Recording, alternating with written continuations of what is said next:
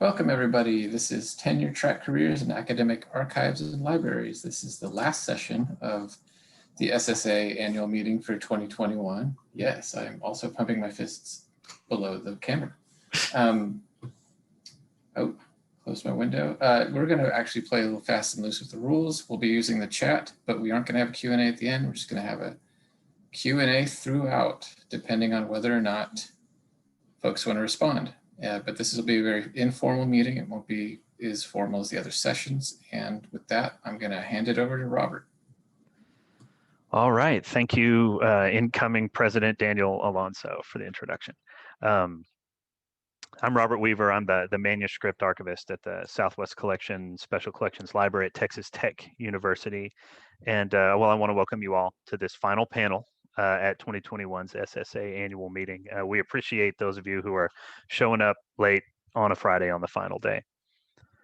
What we're hoping to do today is provide an opportunity for maybe graduate students, other archivists on the job market, or just interested folks to learn about tenure-track or tenure-by-appointment or other similar systems in academic libraries and archives specifically. The reason why was because most of us on this panel have observed, either as a part of search committees or as our peers were hired on at our institutions, that a lot of job interview candidates or new folks have no concept coming in of what tenure means in academia, or in particular libraries and archives. And yet their careers very quickly depend on that knowledge. So hopefully we can fill in some of those gaps for you today or answer the questions that you might have.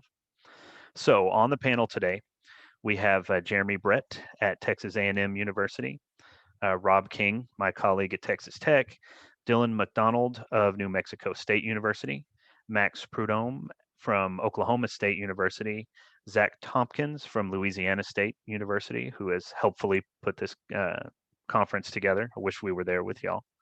And then Josh Youngblood of the University of Arkansas. Now, I've introduced these folks, but I'm going to go back through alphabetically and let each of y'all sort of describe your role at the university, how the tenure process works, or make some other comments for a little bit. And then I have some questions I'm going to pose to the panel. However, I encourage those of you in attendance to share your questions in the chat. As Daniel said, I'm going to be monitoring those. And what I'd like to do before I ask the panelists the questions is have them answer yours, since that's why we're here. So don't hesitate to throw them in, and I will try to keep up. And now I will let Jeremy Brett speak a little bit first. Go ahead. Oh, thanks. It's a little unfair to pick on me for having B as my last name, but you know, I guess that's my life. Okay, so hello everyone. Thanks for coming. I'm Jeremy Brett, and I am processing archivist as well as the curator of the science fiction and fantasy research collection at Cushing Memorial Library and Archives, Texas A&M. I'm also an associate professor, obviously, by virtue of being on this panel, because I have gone through the tenure process. I don't want to say too much right now in my little intro about the process itself. I have a feeling all of us on the panel kind of go through similar sorts of steps. Right, we all will have, most of us, if not all of us, will have mid reviews, and we assemble dossiers, and we get external reviewers, and we submit those dossiers to our colleagues, and they vote on it. And I think that kind of general sort of logistics is common to tenure process in most tenure granting institutions for libraries. But I did want to note a couple of things I've learned in the course of getting tenure at Texas A&M. First of all, Texas A&M is an interesting case for a couple of reasons. One is, and I don't know whether the other panelists have had this happen in their tenure processes, they'll tell us, but Texas A&M has been a very good supportive institution for granting tenure. Because they do what every tenure granting institution should do, which is help you along every step of the way. There was never a point for me in the tenure process, and I hope there was never one for any of my fellow panelists or for anybody out there who's got for tenure, where you feel alone, where you feel like you are left at sea to go on your own. That is not the way the process should be conducted. Texas A&M, they make sure the second you come on campus and you start your job on the tenure track, you are assigned mentors, 2 mentors that ideally will follow you all the way through your process, and they will keep an eye on you. They set up meetings with you to talk about how you're doing, how your progress is going, where you could be improving, where you're doing too much. And when I say too much, you may find one thing I found common along tenure is the question of service. And the general rule I've heard from pretty much everyone is however much service you think you're doing too much. You kind of got service is generally the lowest component when you're doing tenure. It will be research, librarianship, however that's framed, and then service. But you'll have mentors who will guide you when in the final year of the tenure process, the big year, when you start assembling everything for the final push. We're given shepherds, and those are tenured faculty who lead you through the actual logistical process of assembling your dossier, of reaching out to external reviewers, of doing all that kind of stuff you're supposed to do to really make your dossier efficient and workable. So, like they said, tenure helps you all along the way. It's a little facetious to say, but in some ways, if the process is set up correctly, you have to work at it to fail, because you should be receiving warnings and advice all along the way. And I did, and I'm very grateful for that. The other thing that makes Texas A&M a little unusual, at least from a lot of tenure programs, is in most cases, in any sort of tenure granting degree programs, at the end, you turn in your dossier, and I'm sure we'll all talk more about dossiers as we go, and your tenured colleagues vote on it. A&M is a little different. I don't know if the rest of you on the panel do this, but we have to actually make a presentation and defend ourselves in front of the faculty. Yeah, people's eyes like, yeah, so it's kind of basically stand up there and get questions hammered at you about what you've done, which is an interesting twist on it. I would not recommend it. It's not fun, but it's a good way of actually making you practicing for that, getting ready for that. Kind of makes you consider what you've done along the way, and consider whether, what parts of your career path thus far have impressed yourself the most, what you've worked the hardest on, what makes you shine the most. So it's actually a useful tool for that. So my advice, my little piece of advice are start collecting your materials for your dossier early, your articles, if you do finding aids, things like that. Large to small, things you've worked on for exhibits, any interviews you've done, any blog posts you've done, digital projects you've worked on. If you get emails or whatever from people saying, my God, thanks for helping me for that project, from faculty or from patrons, keep that too. Shove it into folders, however you want to do it, and save it, because a lot of that will come back and build your dossier up to make you look more impressive as a candidate. And be conscious of your percentages. It's really easy, I found, and this is going to be the case for everybody. Your research is paramount in becoming a tenured faculty member. So you're going to need to balance that in your work, your research versus your daily work versus your service. It's not always easy to do that.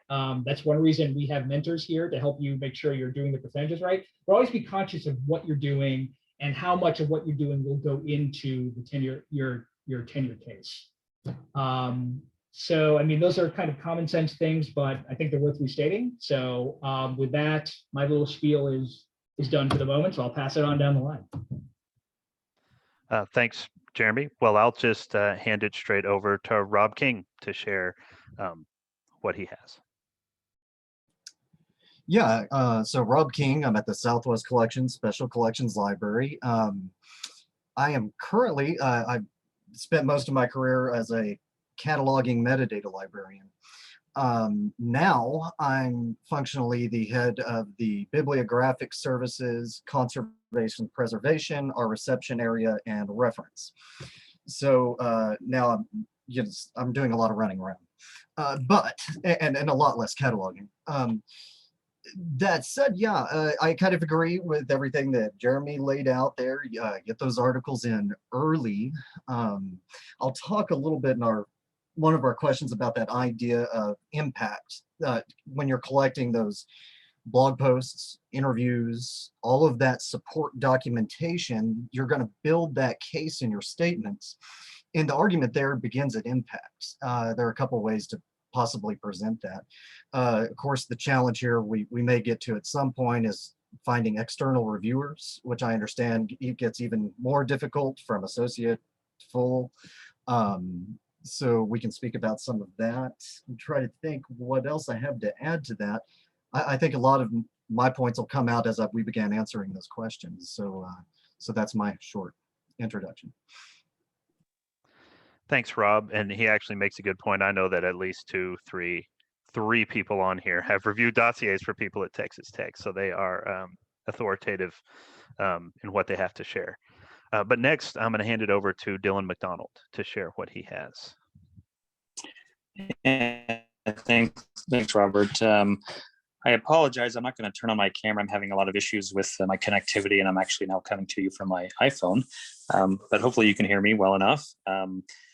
So Dylan McDonald, I am the Special Collections Librarian and Political Collections Archivist at New Mexico State University in Las Cruces, New Mexico. I've been there since early 2019, and this is my first academic job. So I am currently going through the promotion and tenure process. And it has been obviously a learning curve when you first begin to go through and really document everything that it is that you're doing to build your case, to let folks know that you are worthy of achieving that tenure and then the promotion. So at NMSU, if I could speak just for a few minutes about how the process works, because I've been intimately familiar with it. You get to know it as you're going through it. So at the university overall, they have the Administrative Rules and Procedures, shortened ARP. And in that, all faculty throughout the university go through a performance evaluation, promotion, and tenure process. And all this material, if you're interested, is available online. I can try and put it later in the chat, the link to it, if you'd like to see that. So at our university, specifically Chapter 9 focuses on that tenure process. Then each individual college, and the library is considered a college, have their own promotion and tenure policies. And I can also put a link to that as well. Our policy is updated every 3 or so years, and they're currently reviewing and changing some of it. This past spring, they've been working on it. So as you are hired into a faculty role, you're asked to focus on, or your 4 areas of faculty effort are librarianship, scholarship and creative activity, service, and then extension and outreach. And so candidates are expected to provide documentation or evidence of their sustained growth and contributions in those 4 areas. And so when you submit your promotion and tenure packet or dossier, there's a lot of different ways that people describe it, but it's evaluated by the library's tenure committee, which is made up of other tenured faculty. And currently at NMSU, we're actually having an issue with that, having enough tenured faculty members to be able to review everyone else. So there are some kind of gymnastics that we have to do to make sure that we're getting tenured professors to review our packets. Besides the committee itself, there's also your department head that reviews your information and provides feedback on that, as well as the dean of the library. So those 3 entities then forward on their recommendations to the provost at the university, who makes the final decision on whether or not you achieve promotion, tenure and promotion wherever you are in that process. So basically, it's typical as far as, you serve 5 years in a pre-tenure probationary period prior to applying for your tenure in your 6th year. And you can get prior credit if you work at other academic institutions, and you may also petition to go up early, like a year early. But both of those are pretty hard to come by, at least at NMSU. Folks have talked a little bit about it, especially going up early. No one has, with institutional memory, can remember someone going up early at NMSU. Some folks have definitely gotten credit for other academic jobs that they've held prior to that. So, the other slightly different thing that we do at NMSU is that we turn in a promotion and tenure packet each year as we work our way forward. And the library instituted that because they want to make sure that we're on the right track. And in order to do that, so it's not a full review. They do provide the tenure committee will provide some comments, as well as particularly your department head. As we submit, though, we use a combination of either creating Word documents that we save as PDF files and then submit through Digital Measures, is the program that we use at NMSU. So maybe I could just define, or I don't know if I'm going too long, Robert, stop me if I've already taken up too much time, but I could just, I think people really want to know what those areas are, you know, the definitions of, at least at NMSU, librarianship, which they say is the highest value. And so the elements of what make up librarianship can include, but is not limited to, like organization of knowledge, understanding of technology as it relates to the information field, teaching and advising and reference consultation, library management, service delivery, building collections, scholarship and creative activity. It must be public and open to review. So the products that you create to show that. And they do want you to focus, some of it needs to focus on librarianship, although because my background is more in history, that's kind of my focus, but I have been writing a lot about the history of archives and libraries. And NMSU, we kind of follow Ernst Boyer's 4 domains of scholarship. Those are scholarship of discovery, scholarship of teaching, scholarship of engagement, and finally scholarship of integration. As the service is basically made up of your contributions at the university level, community level, and the profession overall. And these are service efforts that draw upon your professional knowledge and skills. And then finally, the extension and outreach is the collaborative work designed to develop and maintain relationships between the university and the public. That's the formal definition. And so as NMSU as a land grant institution, that's a really big thing that they look at as well. So I have just started, I mean, last August was the first packet that I submitted, finally got some feedback, and I'm going, you know, as has been said previously by Brett and Robert, you know, you definitely want to track and keep. I have a giant spreadsheet where I just put everything in there, no matter how mundane, and I want to stay on top of it, because if you wait, it is hell, basically. If you wait right before, it's best to do it. I put every Friday at 4 o'clock to 5 o'clock on my calendar to work on this stuff, and that's been helpful. So I'll just end it with that. Thanks. Thanks, Zach. And so just as a reminder to you, make sure to archive the program of the Society of Southwest Archivists so you can get that on there as well. I already have. So now I will hand it over to Max to share his comments. Hello, everyone. So yes, I'm Max Prudhomme. I'm the Director of Digital Curation at Oklahoma State University. So I sit in the archives, that's one way to put it. I mean, most of my work is based in the archives and focuses on leadership management and in the areas of digital curation, preservation, and discovery. You know, really in some access and preservation, but along with the tenure process, I guess there's a lot of emphasis on, I think, on collaboration and communication, collegiality. You know, the teamwork is important, and understandably so. So I've been in this position for over 3 years now. I started early 2018, and I was hired as an associate professor. But associate professor, on, I can say I'm on a short cycle. There's a tenure track. I'm going through the tenure track. So the appointment, I file what they have here, the reappointment, promotion, and tenure. Every year I submit a report. It's called the annual faculty appraisal and development report. I receive an evaluation, which is actually a cumulative process, really. And I'm hoping to file this year. That's the idea. So I guess it would put me a bit early. And I think this has been discussed with my unit administrator, to whom I report directly. So to go back to what Jeremy was talking about, I think OSU at the library, I find that I've been very well supported in this progress, in working towards the tenure. You know, in terms of reaching out, collaborating, communicating, but I think kind of what it was said already is, in a sense, you get what you put in, right?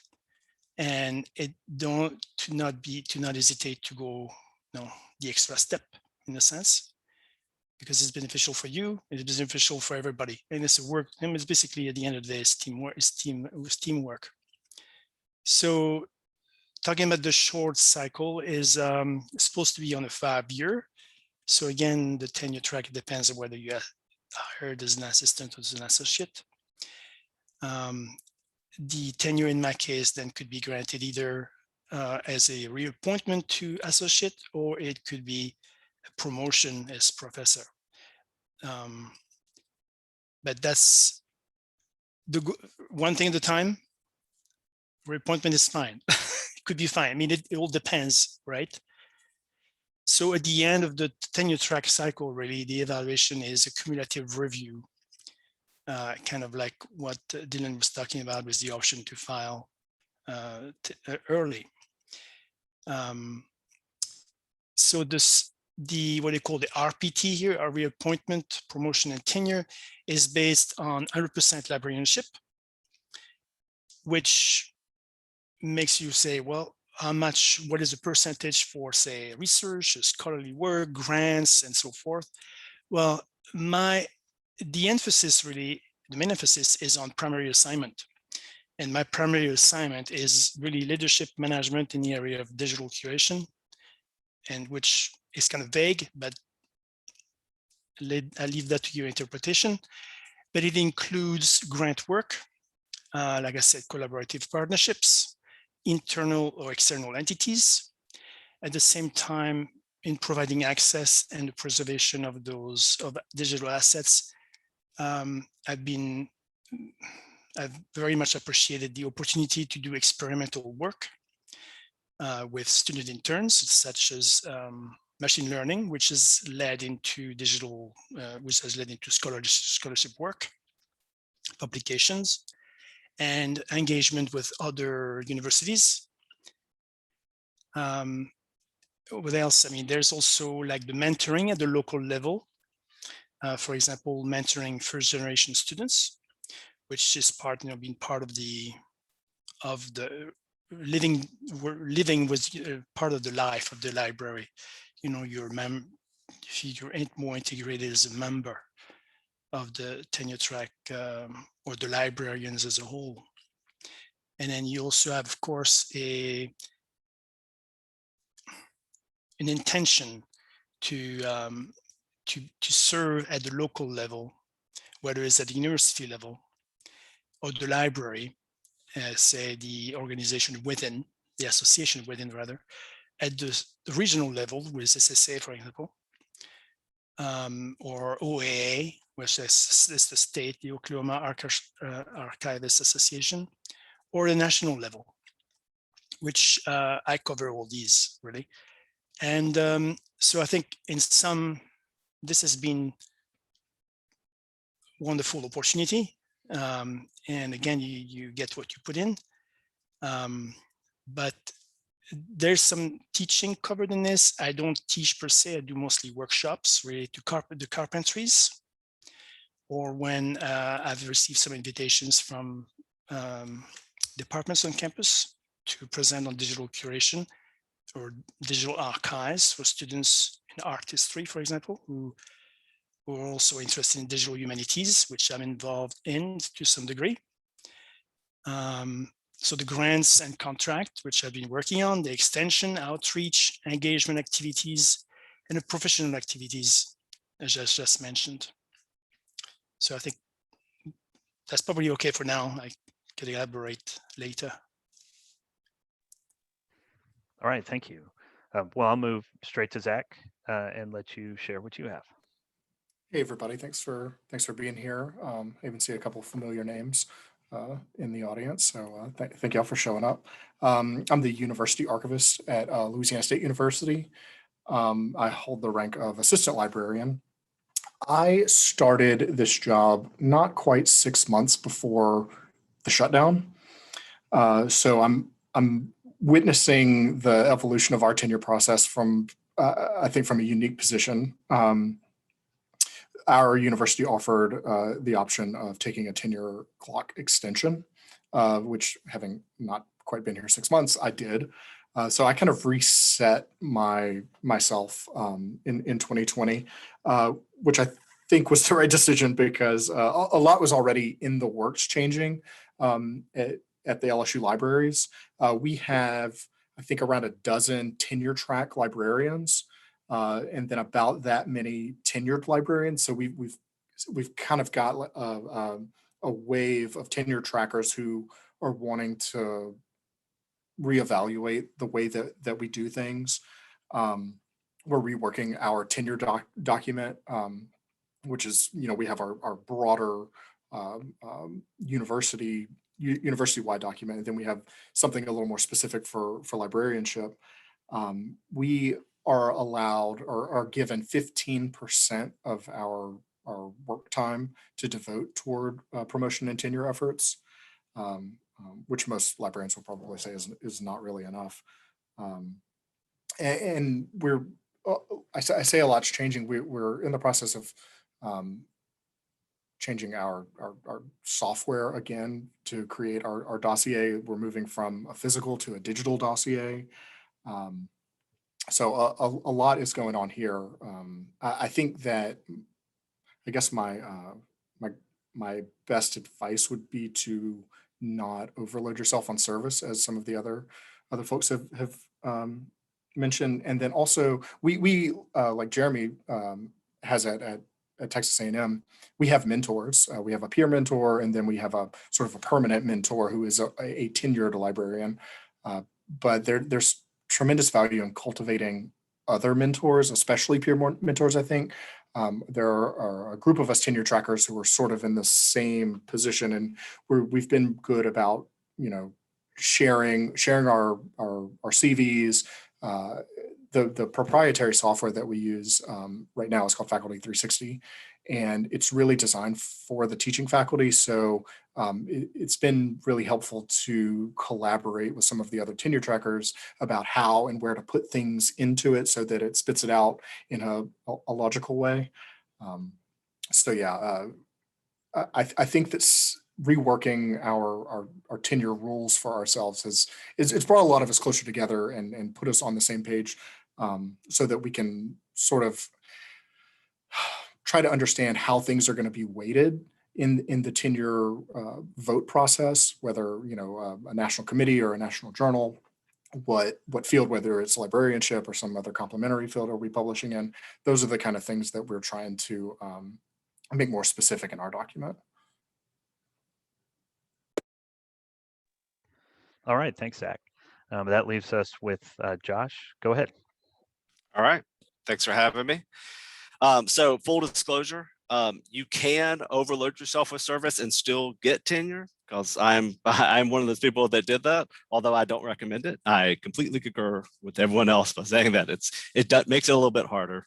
But I really went after service a lot with my position at the University of Arkansas, and that's partly personal reasons, but also kind of like my philosophy for how you do the job. But so I am at the University of Arkansas. I've been here since 2011. I went up for tenure in my 6th year, and I achieved tenure 2017, 2018 came in. So I'm associate professor, associate librarian here. My job has changed a lot over that time, and I've had to do a lot of stuff. So I'll talk through some of that before I talk through our process a little bit. I took on this job coming from government service. So I had not a lot of academic background. I worked for the State Archives of Florida.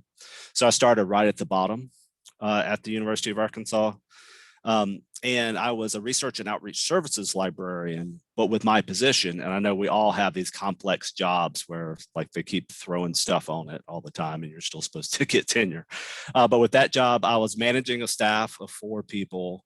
I was providing instruction services. I was building an outreach program and an instruction program, being on committees in the library, and then also seeking service appointments and doing scholarships. So it was one of these positions, like it took a couple of years for me to really just figure out what all that meant.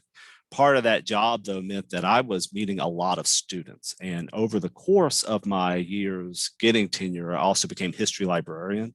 So my dossier looks a little bit different than a lot of archivists because there are a lot of instruction sessions anywhere from 20 to 75 instruction sessions a year, depending on which year I was reporting. So it's a little bit different in that way. And so since I have gotten tenure, my job duty has changed further. So now I'm instruction and outreach unit head at a newly kind of reconceived program for our special collections. I'm the rare books librarian, and I curate our Arkansas collection of print materials. And I'm also still the history librarian. So still a whole bunch of jobs. Over that time, though, I've gotten to, since tenure, I have been on a promotion and tenure committees, and now I am on our UPC committee. So I've gotten to see a lot of different dossiers from people within our library system.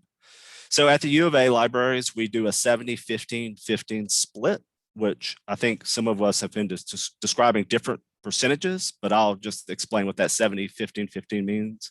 It's similar to what a lot of us have mentioned. 70 is what we call professional responsibility, but some of us have referred to as librarianship or archival duties. So we have 70 professional, 15 for scholarship, and then 15 for service. I can't remember who said it earlier, but even though that 70 is a big number, it's the 15 for scholarship that counts. So that's just something that we all know. So there's a lot of professional responsibilities. And one of the unspoken rules for us is that if you are getting reappointed, the 70 is fine. You're taking care of that 70. But it's that 15 for scholarship that you really need to keep a focus on. I haven't heard anyone else mention this, so I will say that within our scholarship requirement, there is an expectation of peer-reviewed scholarship for us. I know that's true of A&M and probably the rest of us too, but there isn't a written rule, but it is expected you're going to have at least 2 peer-reviewed articles by the time you go up for scholarship, in addition to your other non-peer-reviewed and popular press type of publications. So we do have that component. And also on the service side, even though service is not as heavily weighted as it is for a lot, you are expected to have a progressive achievement within service. So you have service within the libraries, which we also consider a college. You have service on university committees, faculty senate, different committees. I did a lot of work with our academic integrity committee. That was a big thing I was on. You are expected to have some community service, and then in addition, you should have state, local, and then eventually national level professional service. So we do expect that, and you should be documenting that all along the way. So we recently changed, which is it's a weird thing now, because I mentioned that I was on our promotion to tenure committee, because we used to use committees of the whole to evaluate who was going up for promotion. So everyone that was associate professor or higher would be on a committee of the whole, or if it was for full professor, everyone who's full professor would be on that committee. And same for tenure, everyone who is tenure would be a committee of the whole. We've changed now to be more in line with our the rest of the university. So now we have, instead of promotion to tenure committees, we have a UPC, which is a unit personnel committee. And when you know it, I got elected. I did not offer my name, but I got elected to it. So I am on the UPC, newly reconfigured and reconstituted. And so now we have folks within our library who are elected, who then offer opinions on everybody's dossier.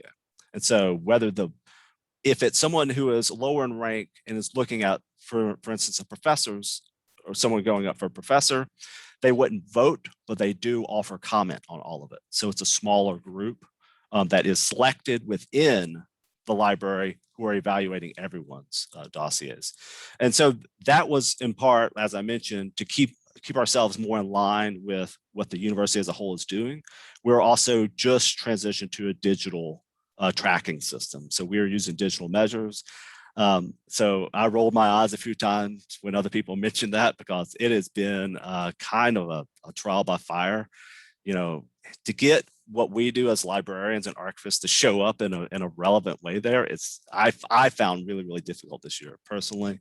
And then advising people on that, or helping people that are tenure earning still navigate that, that's a struggle. But so we're trying to catch up with it. I would also mention that we also do yearly evaluations. So we have a 3rd year review, which is a major milestone. And then we have a 6th year to achieve tenure upon your 7th year appointment, which is similar for a lot of folks. But we actually use a document, which we call the annual review checklist, that you complete it every single year. So the expectation is that in the 1st, 2nd, 4th, 5th years, it is just what you've done in that year, but you should be saving all of it because your 3rd review is cumulative and your 6th year is cumulative. And while I have complained to probably everyone within hundreds of miles of Fayetteville, Arkansas about having to do that document every year, I will also say that the process was really important for me because I had to refine my talking points. We have to submit a philosophy of teaching is one of the things we have to do here. So to get my philosophy of teaching to make sense, it took me years to get that stuff in place. And then also to track all of the documentation. Someone mentioned earlier how important it is to just archive all that material, keep tracking, and who described their spreadsheet. I think that was you, Dylan. I envy that sort of organizational approach. That is not my approach. So I've had that year, that week of hell every single year I've been here. It's like, wait, what did I do for the last 12 months? But having to create a large document every year has helped me because I can always go through my previous files and then submit everything. And so in our dossiers that we submit, we have to provide full examples of our scholarship. We have to provide everything else that you've written. For me, because I'm an outreach librarian, I've submitted videos, I've captured blogs, I've taken public appearances, I've had newspaper articles, all that stuff kind of goes into my dossier as well. Then proof of my service, proof of participation in SSA, presentations, scholarly presentations. For those of us in the archival field, scholarly presentation is a big deal for us. It's how we share ideas. For me, it represents a lot of my scholarly effort. So getting other people in other parts of the library or other parts of campus to understand that's a little bit different for me. But so we do all that, and then you also are proving how you've achieved your professional responsibilities and your objectives for every year. And one thing that's a little bit different, and I'll wrap up my remarks with this, but one thing that's a little bit different for us is that in our academic culture, we're very careful about not having your direct supervisor weighing too much in on the tenure approval. And so we do have some lines of separation there where you are evaluated by your direct supervisor and you're evaluated by people in the administrative chain within the library, but the people who are actually approving your reappointment and then voting on you are your colleagues. And I really appreciate that within our system. Yeah, so I look forward to the questions. Thanks. Thanks, Josh. For those who came in late, you've been able to submit questions through the Q&A this whole time. If you want to start tossing those in there, I'll read them aloud to folks. In the meantime, I think, I know I submitted this group of panelist questions in a particular order, but I think there's one thing I definitely want to cover before we go out. And so here are my prefatory remarks. We talked a lot about the 3 pillars of being an academic or tenure track archivist, just in academia anyway, that teaching or librarianship, some version of those things, service, and then research and creative activity. But before people get there, they have to get the job, right? So I'm not sure if this applies to any of our attendees today, but I know that some folks don't know going even into the interview process what academic archival work with this tenure attached to it is. So what I was about to ask you before Samantha raised her hand, so I'm going to take Samantha's question, but so for y'all to think, the next thing I'm going to ask you is 2 things. What should they know as they're doing that CV and cover letter before they try to commit to this type of thing? And then also how that interview experience differs from other interview process, because it is different. But first, Samantha, go ahead and ask us what you have. I figured it was just gonna be easier than trying to type it all out. Sure. Our institution is actually reevaluating our promotion policy, and currently librarians and archivists are staff. We're looking at possibly doing the tenure track thing, but there's actually a lot of internal struggle with whether or not librarians and archivists should be considered faculty with tenure status, even just within our librarians and archivists, let alone outside the libraries. Can any of you guys speak to the merits of being a tenured archivist at a university as opposed to just doing your job as a staff member within the libraries, or how you would discuss, the benefits of this versus a regular system? Looks like we'll let Jeremy chime in first, and I knew Josh had something to say too. So Jeremy, and then Josh, go ahead. Okay, Josh, if you want to go first, I'm game. Oh, sure. I'll make it brief. So I would say it's a mixed bag, Samantha, to be honest with you. That in my experience, the merits of it, and maybe you caught me on a bad day with this question, but it seems like you do a lot more work for the same benefit a lot of times. But we have an interesting structure at the University of Arkansas. I know a lot of us have these, but so we have assistant professor, we have associate professor, we have full professor, we have university professor, we have distinguished professor. Those are your ranks that you can achieve. But we also have non-classified staff who are our professional staff. We have clinical faculty. So we do have faculty who are not on the tenure clock. And then that's kind of equivalent to what an adjunct faculty would be. It's a little bit different for us in that the pay rate is actually very similar to our tenured faculty, instead of like an adjunct professor in history who gets paid nothing. And apologies to those of you who are in those positions. But it's different because you don't have that research component. I would say one of the great benefits, one for me, a huge one, is your voice on campus. So having tenured or tenure earning librarians and archivists who are able to engage in the really vital discourse on your campus around student achievement, around strategic priorities, around governance, all those issues that do impact us, whether or not we're in the room. That's a huge thing. At the U of A, I would say that we get a lot of respect. The library faculty get a lot of respect from other faculty. And partly because we join all the committees. We have to have university service as part of our librarianship. And so we join everything.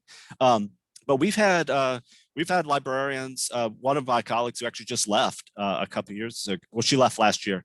She was president of the faculty senate for our university. So that shows you the level of respect we get, but being engaged with those conversations, which you can do from a faculty perspective, is very, very different. And that translates for people that do the work that I do, which is engagement across campus and an ability to engage with different programs, to speak on behalf of libraries, to organize collaborative relationships. That it gives you a lot more cachet in those conversations, and allows for some extra oomph to the programmatic development. And before I hand it over to Jeremy, I was going to add one thing to the end of that, which is faculty have some options throughout the university, a voice that others do not. So while Josh mentioned a lot of positive things, sometimes when frustrations, challenges, whether they come from the legislature, whether they come from administration, or you have weight. When you are tenured, you can't be removed outside of some very, very heinous crimes that you might commit, and do not do so. So you have a voice when you are tenured to lobby for meaningful change, or turning negatives into positives. And you all read the news, universities have crises all the time, and library and archival faculty get to be a part of making things better when they are tenured, that you just can't necessarily do as a staff member. And now, Jeremy, go ahead. Yeah, what I was going to say was a lot of what Robert, what you and Joshua have just said. So this is why I should go first, because then I can say it. But so Samantha, I had the same, when I first came to A&M, I had the same questions in my own mind. I've worked at libraries and archives before, and it's always in a staff capacity.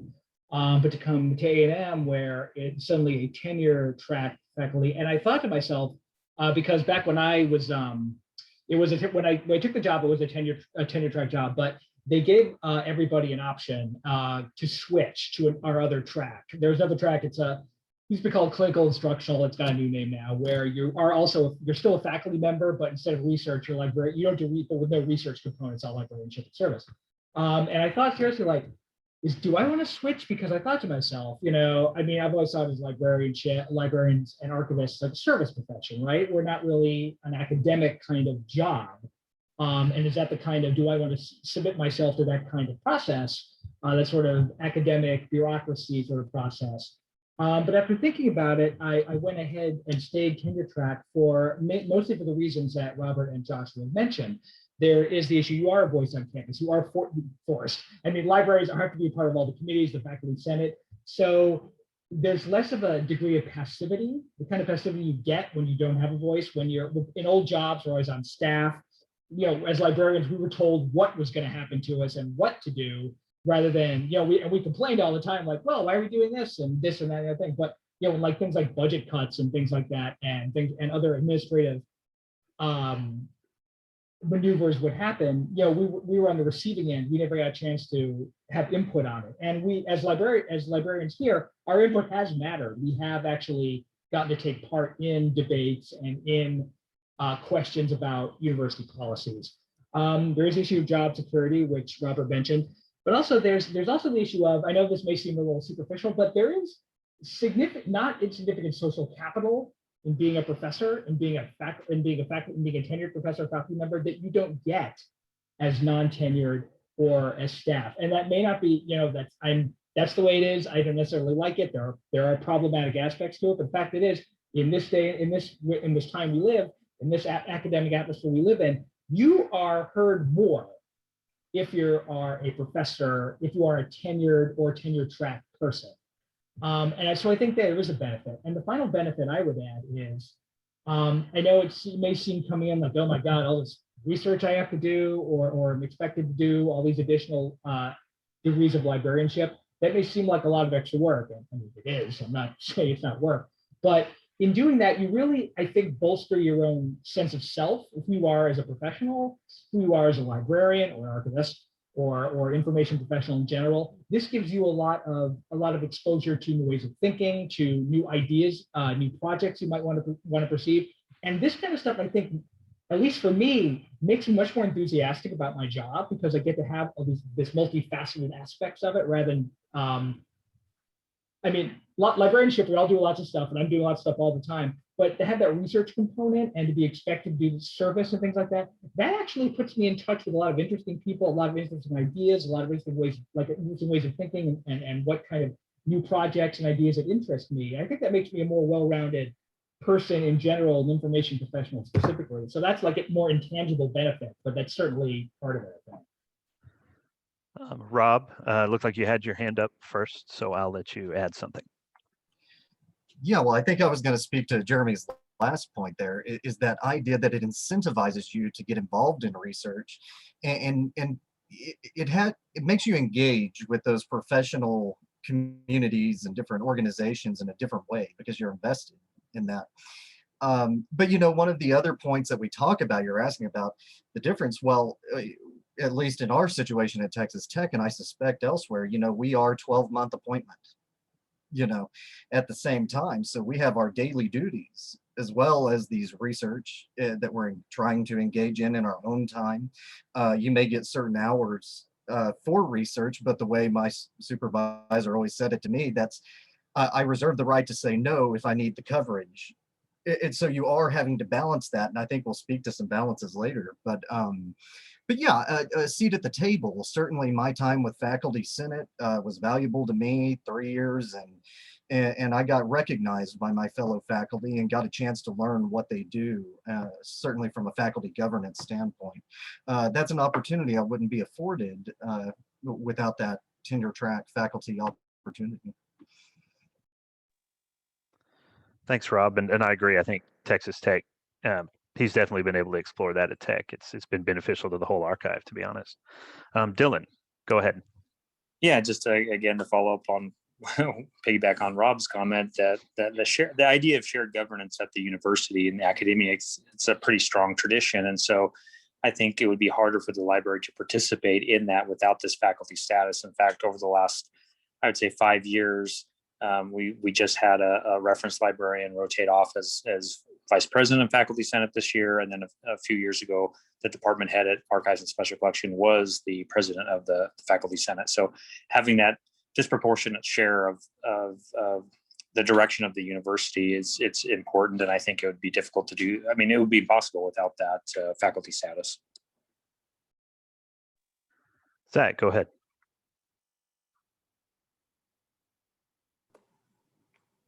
Similar to what everybody else is saying. I think in particular for my job, especially as university archivist, I have to embed myself on campus in a way that a lot of some of my colleagues may not. And so I see some different benefits in, especially with the university service. I've been able to forge relationships across other academic departments and even administrative units that I wouldn't necessarily have had an opening in. And so that has benefited me on a curatorial level. Secondly, in special collections, we deal with some kind of higher level historical research. And so we have made allies out of some of the teaching faculty and some of our and some of the disciplines who use the special collections library. So I think that that's certainly a component in authenticating us as legitimate faculty, for lack of a better term. Samantha, I hope that answers your questions. And just so that everybody on here knows, of course, we're always available to answer these, via email. If people have need some repetition of this later or have further questions. So it sounded like Heather in chat was really interested in my earlier question. So we'll pivot back to that interview thing. To recap it, I guess what I'm just asking for are the essential things someone should know as they approach applying for the job, and then a little bit maybe about the interview process, which is, I have always experienced is very different from interviewing as either a staff person at the library or perhaps at an archive that's not academic.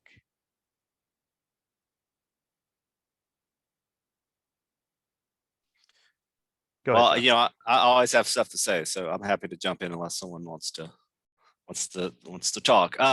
So you want a job. Okay, so the cover letter is key for faculty jobs. And it's hard to overstate that, really.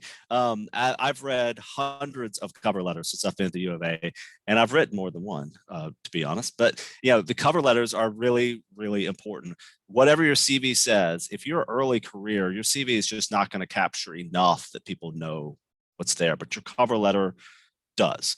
And the cover letter can hit several things very, very well. And if it's a good cover letter, it will make them nice and punchy and easy to digest. It gives a sense of who you are and what your intent is. Your intent on joining the culture of this college or university, I think is really important to make clear on there. So you understand what this university does and why you are useful to this university. As a faculty member, expected to do some research. So even if you don't have a fully fledged research program or scholarly program in place, you can start to sketch out some ideas. What are your areas of interest? And so I think that's really important to put into a good cover letter as well, and understanding how your job is going to be different. A cover letter, one of the things I always look for is it explains briefly, without dwelling on it, things that might be inconsistent or be red flags on your CV. So you're able to say, there are these 3 years there I wasn't on there. That's because I was doing missionary work in Africa. Whatever it is, like explain that gap and do it in a way that adds value to you as a candidate. That's an opportunity you have to tell the story about how you got to where you are, and why that's important. But it's also, the cover letter gives you an opportunity to see that for the people evaluating your candidacy, to know that you have done your research, that this is not an arbitrary choice. I think something that a lot of library or archival faculty, and definitely faculty in other departments have to deal with, is that you have to apply for every job. But if it looks like you just have a boilerplate, I want a job and I have a degree, then that's not very interesting. But in the cover letter, you can make the case for how you understand the collections, you understand the approach, you understand the philosophy. The big one for me is you understand the mission of the organization. So emphasize what your professional cred is, right? Say what your jobs are that make you a good candidate, and show how you are going to bring value to this unique institution and not just any institution. And then also lay out what your interests are and how it's going to plug into the other aspects of your candidacy, or your role as a faculty member. That would be my approach to them. And there was another part to that question, which I was going to answer. So yeah, the cover letter question, how you get the Interview. oh, and the interview. Others will speak to this, but you will have to give a talk. You will have to give. I think that's probably true of everyone.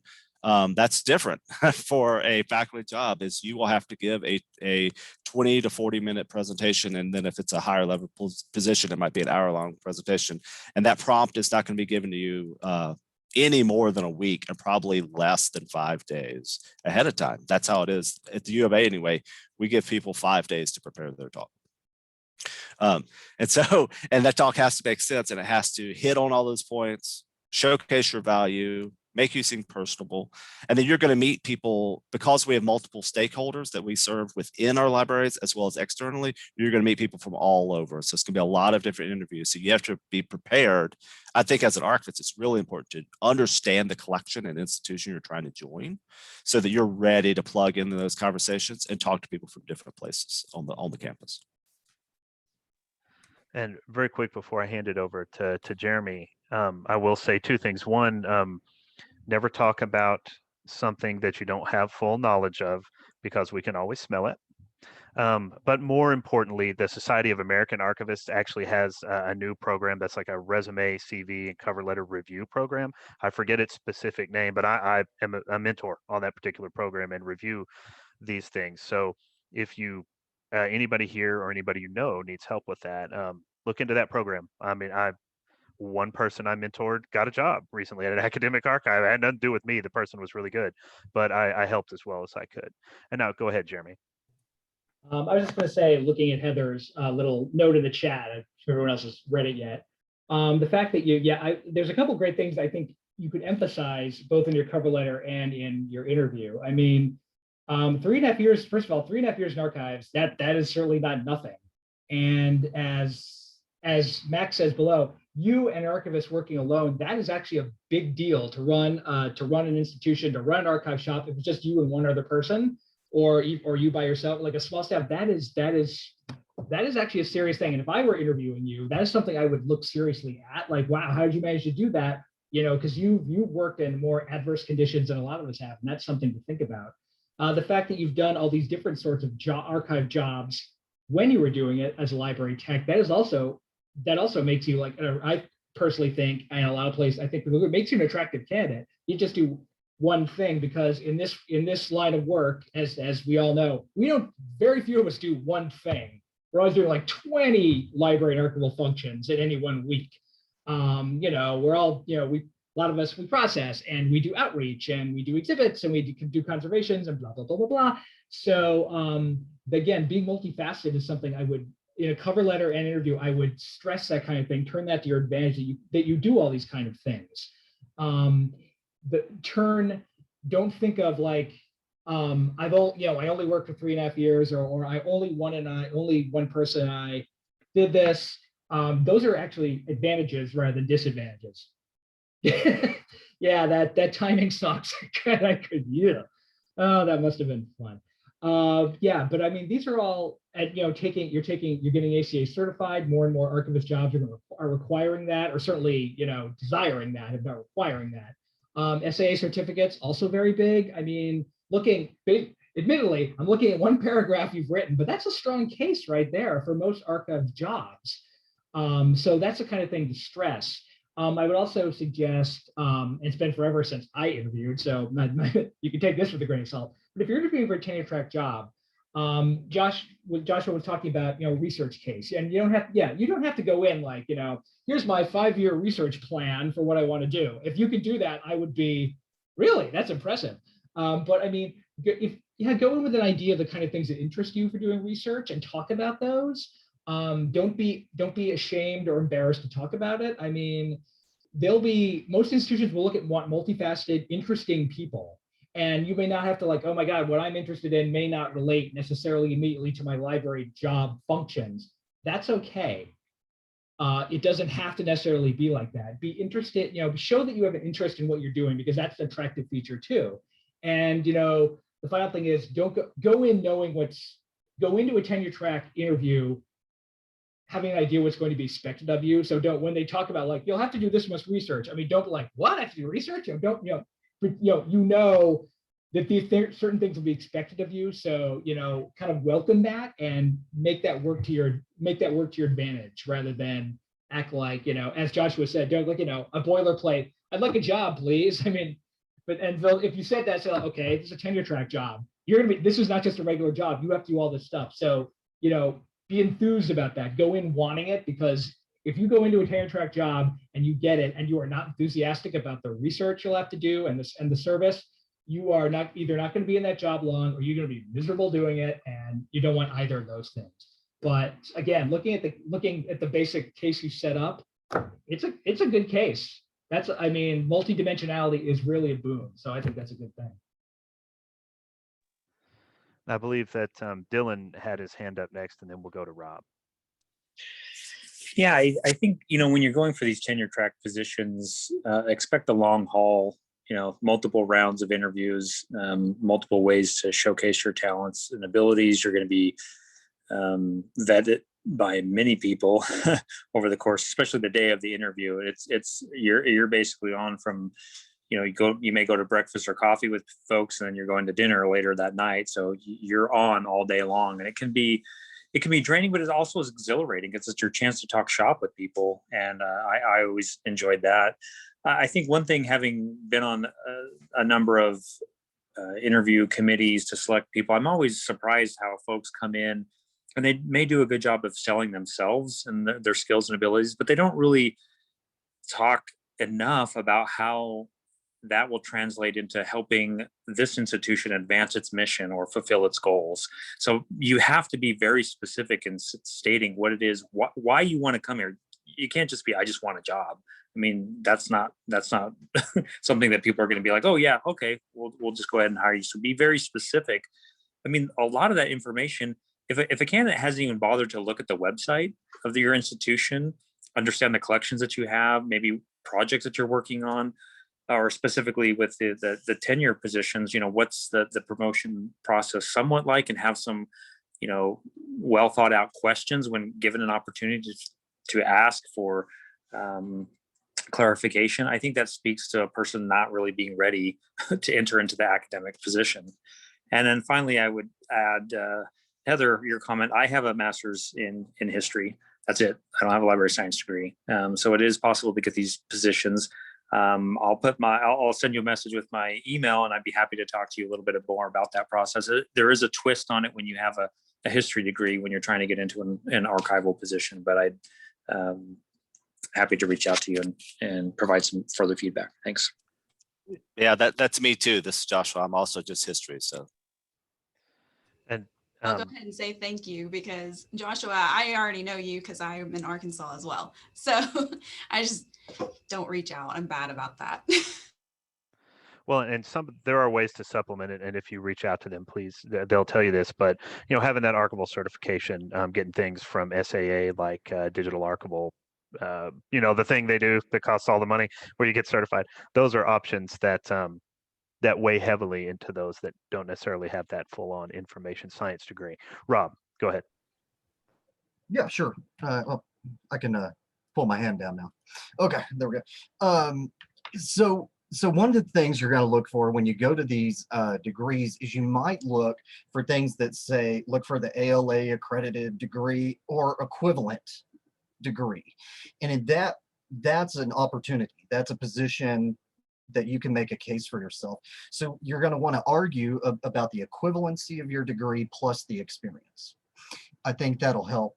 You know, with these tenure track positions, you get into the job, and one of those where they're weighing is the ability to excel in a promotion and tenure track. And so somewhere in there, as everyone has said, you know, you represent your research interests, and you answer that. Your professional organizations you're a membership of, list all those, don't forget any. They're going to look at that. If you've done a conference presentation, any of that is going to add to that consideration for your success in that role. So I had them trying to see, there was a question on there in the chat about becoming knowledgeable about an institution. So that was going to remind me of an answer. And that's, you know, go to that website and find those organizational charts, you know, see where you fit, where the position you're looking at fits. in that, because that's going to be real important to your understanding how to make a case for yourself and get familiar with perhaps some of that. But that's also where you can ask those questions in those phone interviews. You can ask about where this position fits, what the culture is. So sometimes we have to remind ourselves when we're on search committees or on these day-long panels, you know, we are being interviewed too. You know, you're a candidate and we are trying to recruit you as well. So make those cases and also seek those answers in that process. And another way to do that, of course, is look at the website. That is absolutely essential. If you don't do that, you probably won't get the job.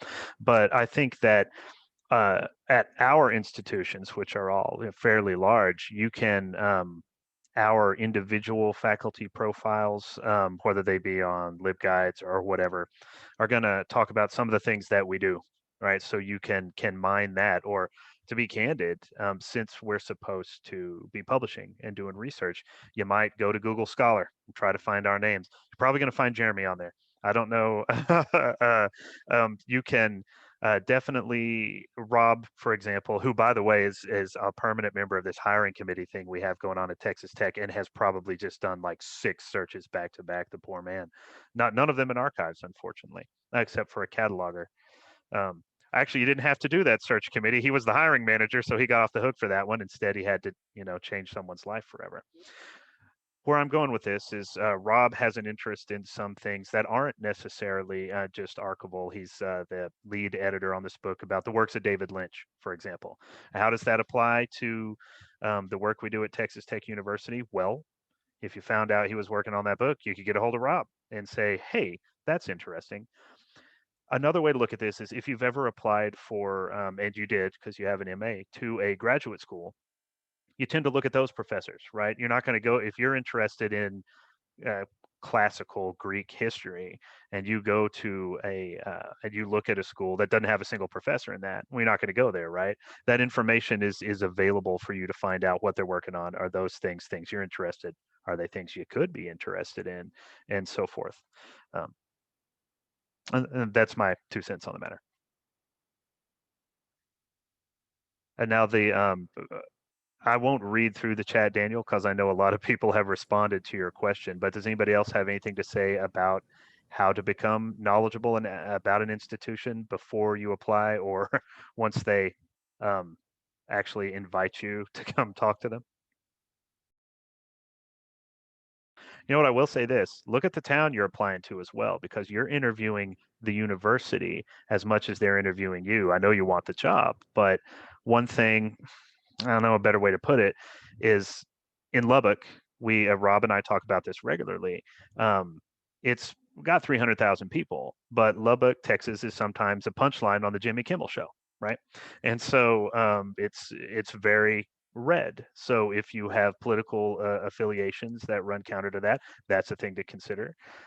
If you're a person that likes religious representation, it has a lot of churches of every stripe, right? So Lubbock could be a good fit for you there. It's also got like 6 amazing Thai food restaurants.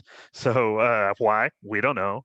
But look at the town you're looking to go to as well, because it either might not be a fit or it might be a better fit than you think. And it's a place you'll be spending, if you're tenured, could be spending the rest of your life.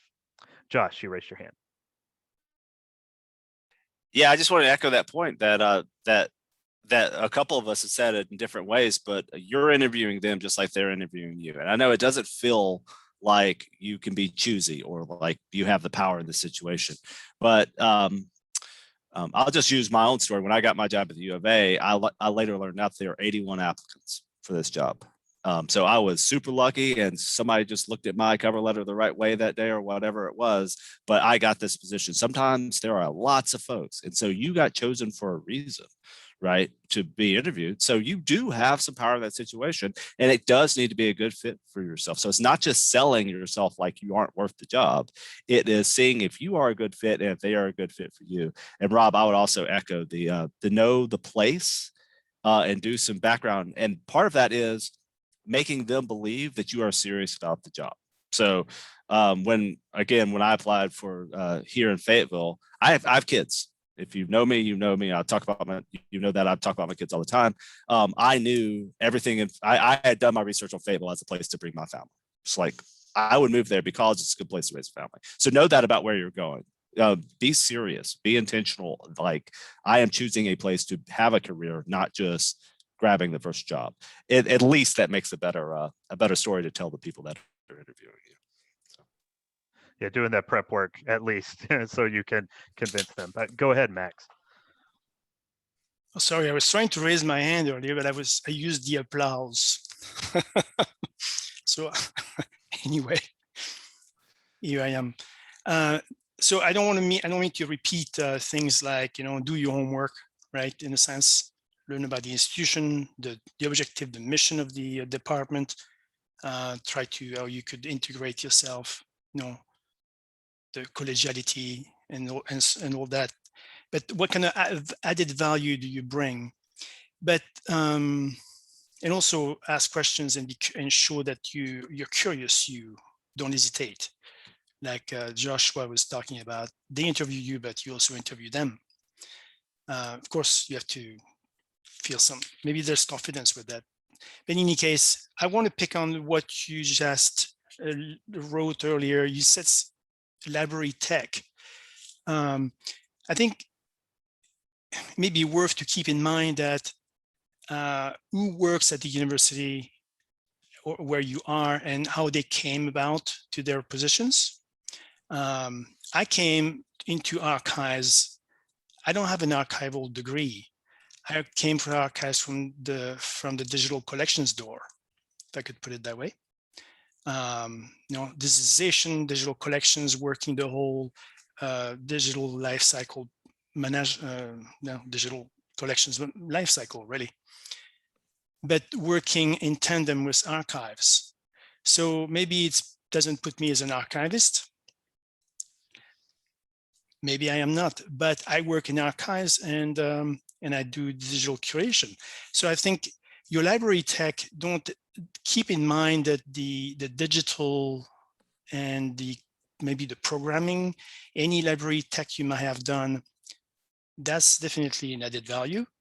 And then keep in mind that you could also need to show them how much more could you learn and how willing are you to learn, because that could really open doors. And it's not unearthed that some people who may be civil service or staff, depending on where you are in the States, you could get into a tenure track.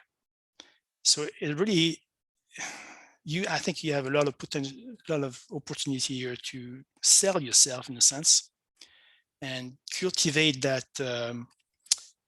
that library tech work you've done. And if you want to add to it, you could look into Python, for example, or you could add some skills that, because believe me, that the archives are progressively, little by little, going digital. Well, more and more digital born, or digitization takes place. So the paper is one thing, but the digital side, well, I'm on it. I'm on the digital side. It's increasing. And there's digital preservation. There's a lot of digital, that you could be involved in. It could, or like I mentioned earlier, the carpentries, where you could teach others on campus. So that opens other doors. So that's my 2 cents.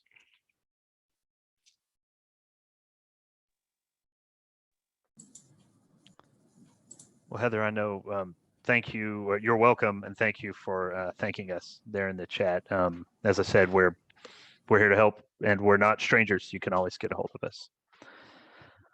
So we have a little time left. I guess I will ask a question, and we will try to do it in the quarter of an hour that we have left. Or how about this? Let me throw it open to you panelists. Are there some final remarks that you'd like to make, things you've thought of earlier that you can circle back to, or what have you? Daniel, you unmuted first. What's going on? I'm not on this panel, but I have done this a couple of times where it's in part because it's a small community, in part because of the internet. But you can find out who used to hold those positions, and if you have the wherewithal and the guts, you can actually just cold call them. And I've done that twice and just ask them what's it really like there? What is the actual job as opposed to the one that they post? And this isn't tenure track stuff either. This is just for staff work. I've never worked in a university, but I don't know. I always say it when I talk to people about job stuff, and I'm not sure if anybody listens, but I think it works.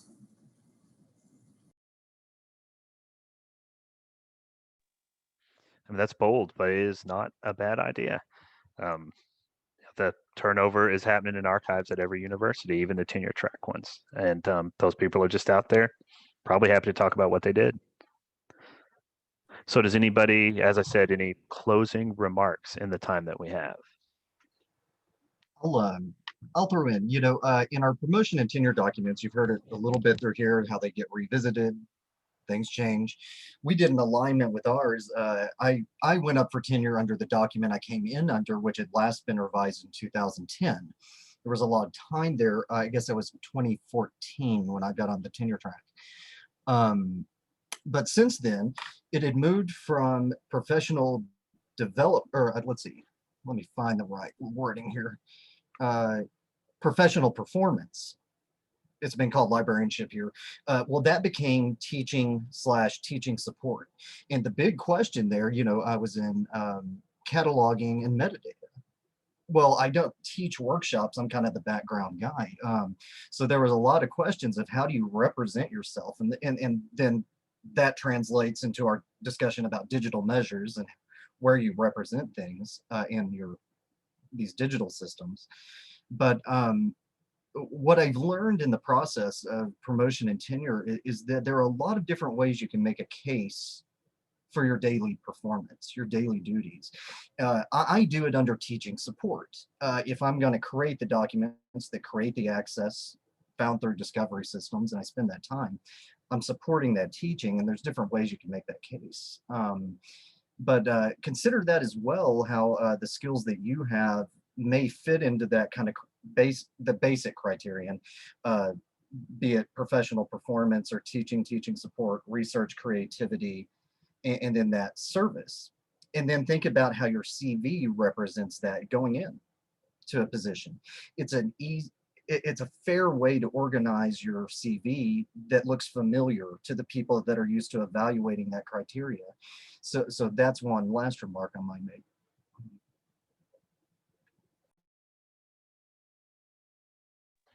Go ahead, Josh.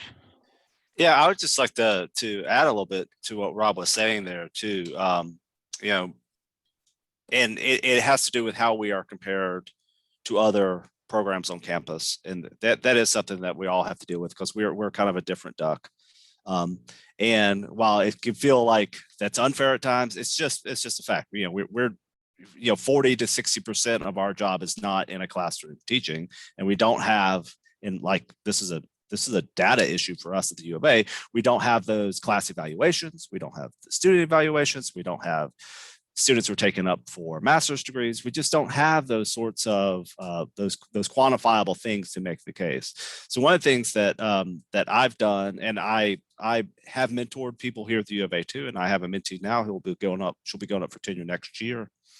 Not in archives, actually in another part of the library, but is looking at education and the learning environment very broadly. So if they're going to tell you to talk about teaching, well, talk about how people learn. Primary source literacy for us. I mean, you could throw that term out 1,000 times in a document, and every time it's true. It's really, really important. And it's also something that people reading your dossier, if they're not from the archives world, they might not know why that's so important. Or for those of you who are doing processing. So the description and discovery is key to learning and research, right? So make that case. So you use the context. I mean, they wouldn't have hired you, this is my opinion, they wouldn't have hired you as a faculty member earning tenure if they did not think that your work was important. So make the case within the parameters that you've been given. So, a processing archivist who's worked on several really important collections and there is usage statistics that go along with it, that's all learning. and that's all teaching. And so that is part of the learning environment. So you are a vital part of that educational system and the community of learning, even if some people might not see that right away. And so there is a way to make that case, but thinking, I put this in a comment earlier, but thinking expansively about what your work does, but beyond that, why it's important. What's the meaning of the work? Because you can make a case that it's very meaningful work in a university environment. Dylan, go ahead. So I the first, let's see, 17 years of my archival career, I spent it at government archives. I worked at a state archive, then a local archive, and I enjoyed the job. I loved it, and but I was kind of flustered by the fact that I was teaching as an adjunct in the public history graduate program. I was doing research, but my institution wasn't set up to support me in doing those things, right? And so I realized I needed to make a change because I did value that experience in teaching as well as in researching. I mean, when you're spending most of your vacation hours to be able to go to other archives and do research on the projects that you're wanting, and again, my background is in history, I figured I might as well switch over, and now it's very nice to be able to work in an institution where I can be gone for a week on a research project, and that's part of my job. That's counted towards what it is that I'm expected to do as faculty. So even though there are some things that the trade-off, everything in life is a trade-off, it seems. So there are parts about the tenure process that are a little bit. Sometimes I feel like some of it is, well, I had to go through it, so you have to go through it now. There seems to be an unwillingness to change some of the rules because people want to, expect you to go through the hard time that they had to as well.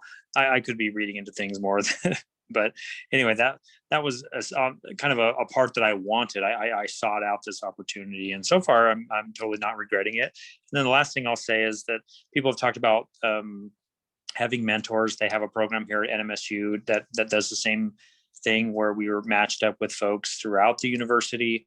And I found it to be a great experience. The other thing that's helped me, and she's been on this call, is my colleague who was hired around the same time. So we're both going through the process at the same time. And I found that to be very helpful, to be able to rely on my colleagues, whether it's just to complain about things sometimes when you need a little pick-me-up, or is to say, like, wait, I'm not sure what I'm supposed to put here in this section, and how do I phrase that so that it best comes across to those reviewing it. So there's plenty of people. That's what I love about library and archival field. People are very generous with their time and want to see you succeed. And so it's just a matter of reaching out to those for help. Thanks. Rob, go for it. Yeah, last statement. As I went up for tenure, it was that I was coming up upon that spring. I had to turn it in by September 1st. And I went seeking that advice, that last minute advice. And I've got to say, as you prepare, I asked 7 different people. I got 7 different answers about how to formulate my materials, how to organize my CV. And eventually it made sense when I pulled it all together. But as you find a mentor, you might kind of find who you work best with or who you trust for advice. And because the more you ask, the more different answers I think you might receive. And that just seems to be part of the process in my experience. I have one more comment, and I can't remember who said it earlier, but someone talked about not just your mentor, but other people within the system. Make sure that you're talking to people for different perspectives. Just to be perfectly honest, with my first couple of documents that I submitted, first 2 or 3 years, I got really hammered on phraseology. I'm not from library world. And my writing, like being a little too messy or not editing. And I got really hit on that stuff. And so my strategy was to go talk to the most detail-oriented, difficult people in my system and ask them for advice. And I won't name names, but I went to 3 different people and said, will you read my document? So if it's due the end of January, will you read it in December?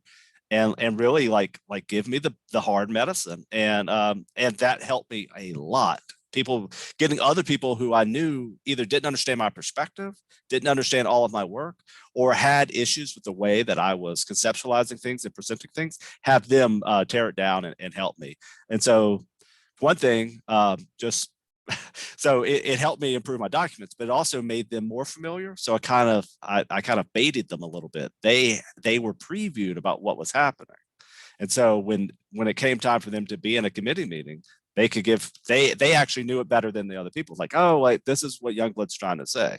And I did not get a unanimous vote for tenure, but I think that really thinking about how to work with all of the colleagues and all of the personalities and all the perspectives did help me increase my chances.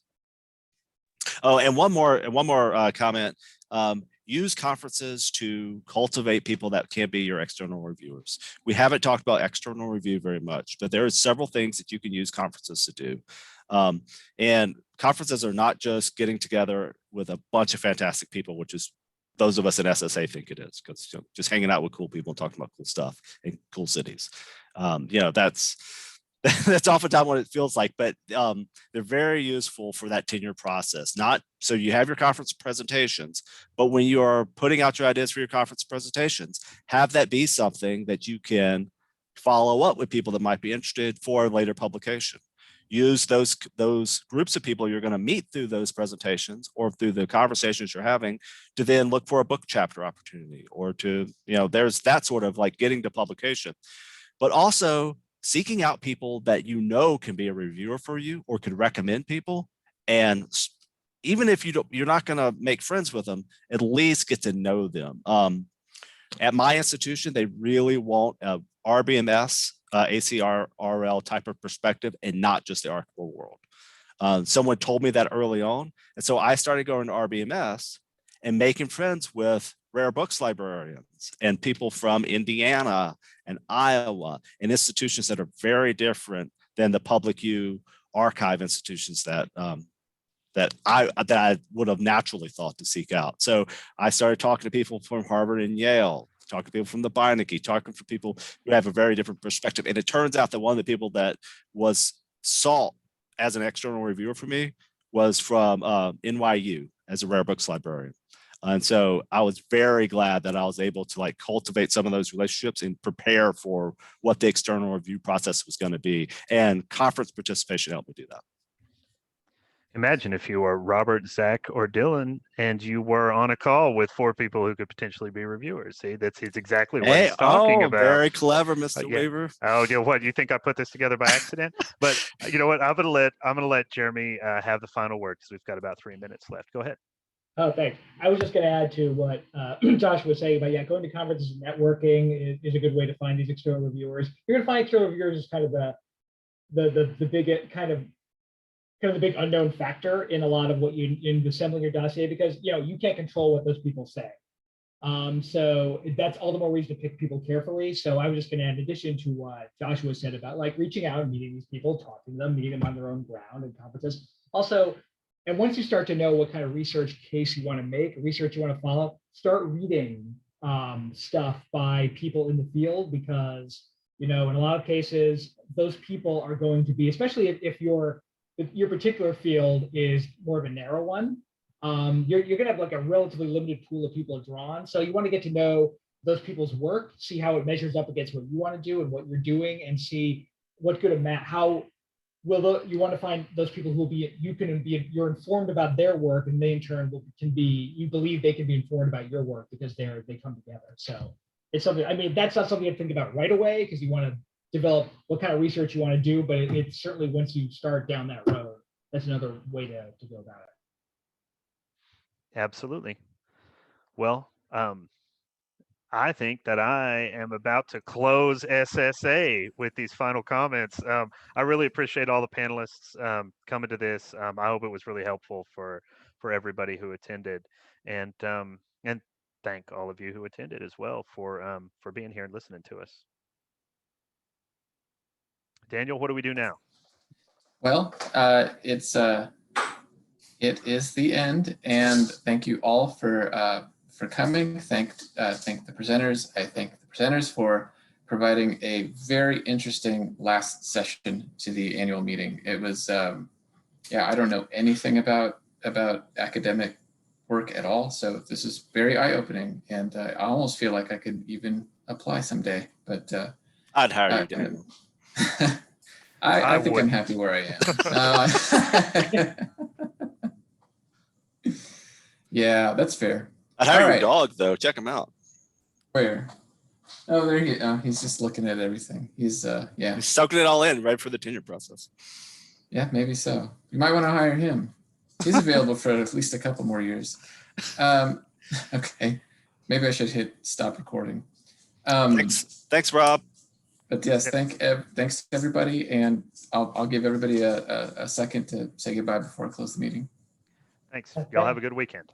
Hey, Robert, Yes, thanks for everybody. doing this. Bye bye, y'all. Have a good Bye. weekend. Bye-bye.